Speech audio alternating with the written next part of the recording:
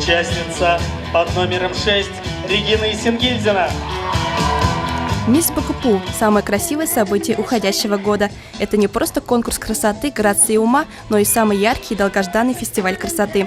12 представительниц факультетов, институтов и колледжа боролись за корону и звание мисс Бакупу имени Мифтахиддина Акмуллы 2016 года. Чтобы осуществить свою мечту, девушкам пришлось пройти ряд интереснейших испытаний. Это и сдача нормативов ГТО, конкурс визиток, творческие выступления и дефиле. Профессия педагога вдохновила девушек на дефиле в образе учителя.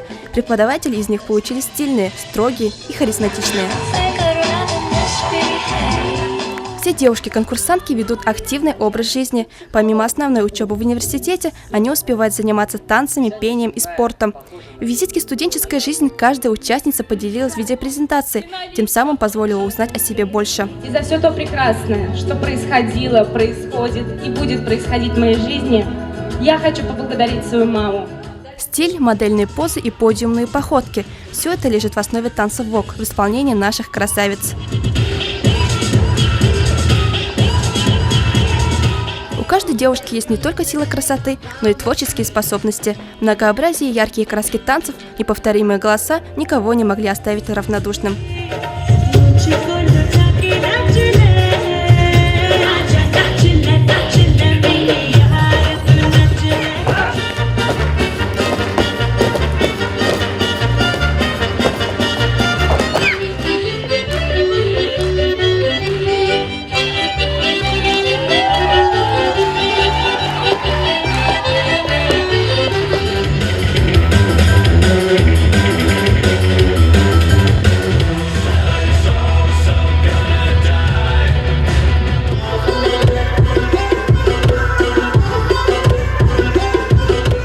Заключительным этапом конкурса «Мисс Бакупу» имени Мифтахиддина Акмуллы стал выход участниц в очаровательных вечерних платьях. От такой головокружительной красоты были в восторге все зрители, в особенности члены жюри.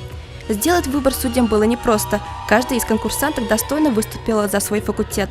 Но так как это конкурс, звание «Мисс Бакупу» получила лишь одна красавица, и ею стала студентка Института педагогики Алена Федорова. Я очень счастлива, я очень долго к этому шла, и мои эмоции просто не выразить словами. Я очень счастлива, действительно. У нас был очень плотный график, постоянные репетиции, танца. Помимо этого я отрабатывала свои визитки, творческие номера.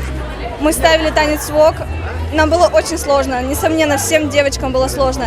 И все девочки достойны этого. Я хочу выразить большую благодарность тем, кто помогал мне в подготовке к этому конкурсу. Одна бы я не справилась. Спасибо, всем большое спасибо.